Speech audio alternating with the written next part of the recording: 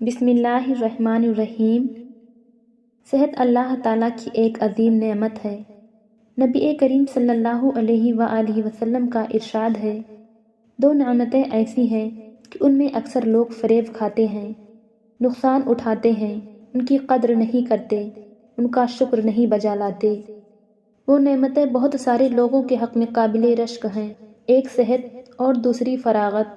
امام ترمذی رحمۃ اللہ تعالیٰ علیہ نے روایت کیا ہے کہ نبی کریم صلی اللہ علیہ وآلہ وسلم نے فرمایا، جو شخص صبح اس حالت میں کرے کہ اس کا جسم بعافیت ہو اور گھر بحفاظت ہو اور اس کے پاس اس دن کی روزی موجود ہو، تو گویا اسے ساری دنیا دے دی گئی ہے۔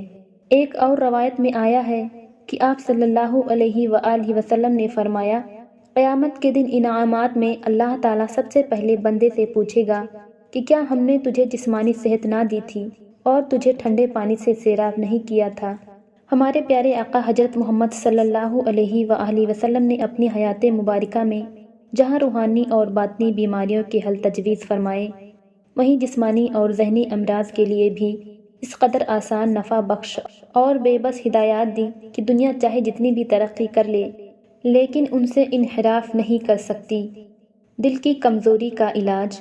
رسول اللہ صلی اللہ علیہ وآلہ وسلم نے فرمایا، تم لوگ سنترا استعمال کیا کرو کیونکہ یہ دل کو مضبوط بناتا ہے۔ جوڑوں کے درد کا علاج۔ حضور صلی اللہ علیہ وآلہ وسلم نے فرمایا، انجیر کھاؤ کیونکہ یہ بواسیر کو ختم کرتا ہے اور جوڑوں کے درد میں مفید ہے۔ زخم کا علاج۔ حضرت سہل رضی اللہ تعالیٰ عنہ فرماتے ہیں کہ اللہ کی قسم مجھے اچھی طرح یاد ہے کہ رسول اللہ صلی اللہ علیہ وآلہ وسلم کے زخموں کو کس نے دھویا تھا اور کون ان پر پانی ڈال رہا تھا، اور جس دوا سے آپ کا علاج کیا گیا۔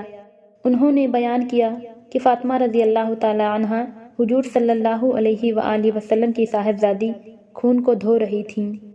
علی رضی اللہ تعالیٰ عنہ ڈھال سے پانی ڈال رہے تھے۔ جب فاطمہ رضی اللہ تعالیٰ عنہا نے دیکھا کہ پانی ڈالنے سے خون اور زیادہ نکل رہا ہے تو انہوں نے چٹائی کا ایک ٹکڑا لے کر جلایا اور پھر اسے زخم پر چپکا دیا، جس سے خون کا بہنا بند ہو گیا۔ اسی دن نبی کریم صلی اللہ علیہ وآلہ وسلم کے آگے کے دندان مبارک شہید ہوئے تھے۔ آپ صلی اللہ علیہ وآلہ وسلم کا چہرے مبارک بھی زخمی ہوا تھا اور کھود سر مبارک پر ٹوٹ گئی تھی۔ حضور پاک صلی اللہ علیہ وآلہ وسلم کو جب بھی کوئی کانٹا چبھتا یا جب بھی کہیں زخم ہوتا تو آپ مہندی کا استعمال کرتے۔ حضرت ابو ہریرہ رضی اللہ تعالیٰ عنہ فرماتے ہیں، حضور نبی کریم صلی اللہ علیہ وآلہ وسلم نے ارشاد فرمایا، جو شخص لا حول ولا قوت الا باللہ پڑھے گا تو اس کے لیے 99 بیماریوں کی دوا ہے، جس میں سب سے چھوٹی غم و رنج ہے۔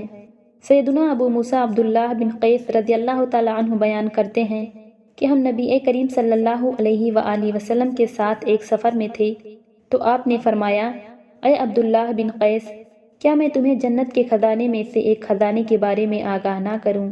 میں نے کہا، کیوں نہیں اے اللہ کے رسول صلی اللہ علیہ وآلہ وسلم، ضرور آگاہ کیجیے۔ آپ صلی اللہ علیہ وآلہ وسلم نے فرمایا، لا حول ولا قوت الا باللہ کہو۔ بخار کا علاج۔ نبی کریم صلی اللہ علیہ وآلہ وسلم نے فرمایا، تم میں سے کسی کو جب بخار آئے تو سحری کے وقت ٹھنڈا پانی اس کے بدن پر 3 رات تک چھڑکا جائے۔ حضور نبی کریم صلی اللہ علیہ وآلہ وسلم ایک اعرابی کی عیادت کے لیے تشریف لے گئے۔ آپ صلی اللہ علیہ وآلہ وسلم جب بھی کسی مریض کی عیادت کو تشریف لے جاتے تو فرماتے، کوئی حرج نہیں، انشاءاللہ یہ بخار گناہوں کو دھو دے گا۔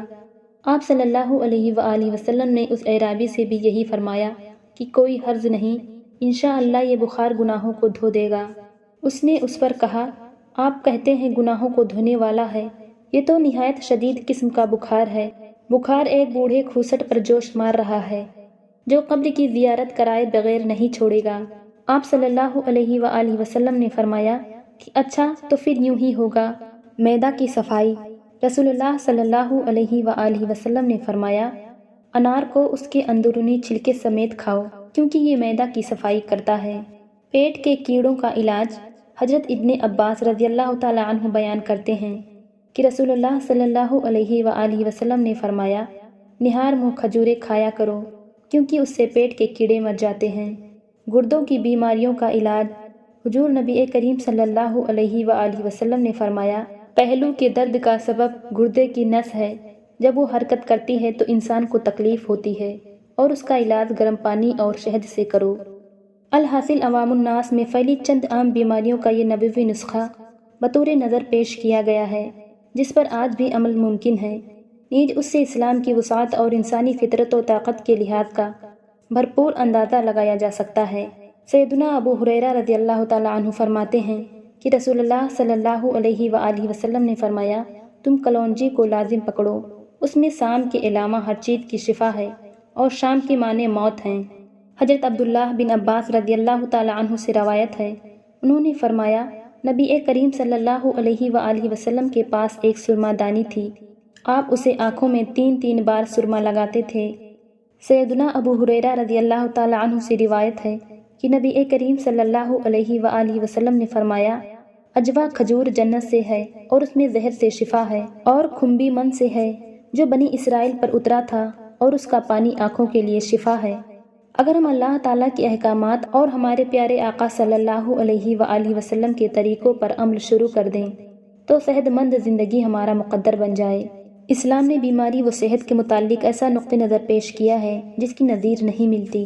حضرت اسامہ بن شریک رضی اللہ تعالیٰ عنہ فرماتے ہیں کہ چند دیہاتیوں نے حضور صلی اللہ علیہ وآلہ وسلم سے عرض کیا کہ جب ہم بیمار ہوں تو ہم علاج نہ کرائیں، تو نبی پاک صلی اللہ علیہ وآلہ وسلم نے فرمایا، ہاں، اللہ کے بندو علاج کراؤ، کیونکہ اللہ تعالیٰ نے ایسی کوئی بیماری پیدا ہی نہیں کی مگر اس کی شفا بھی رکھی ہے سوائے ایک بیماری کے۔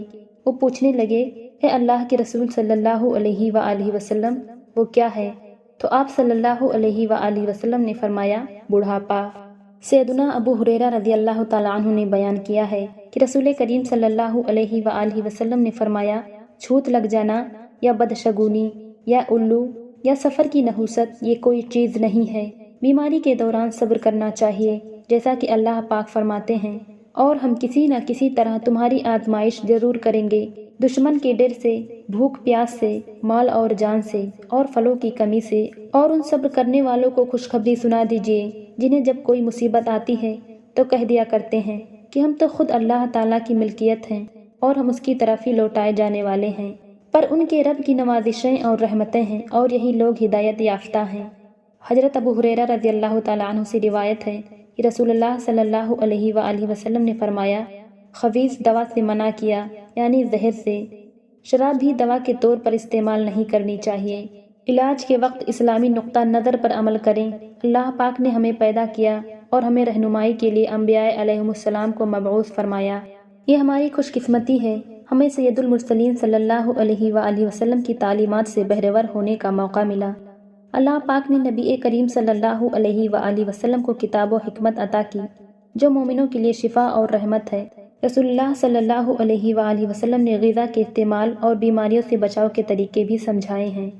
پیارے پیغمبر صلی اللہ علیہ وآلہ وسلم نے بیماری اور علاج کے متعلق امت کی تربیت کی کہ بیماری کے وقت علاج کراؤ، صبر کرو اور حرام چیزوں کو دوا کے طور پر استعمال نہ کرو۔ اگر آپ دنیا اور آخرت میں سکون اطمینان چاہتے ہیں تو قرآن و حدیث کو اپنی زندگی کا مشعل راہ بنا لو۔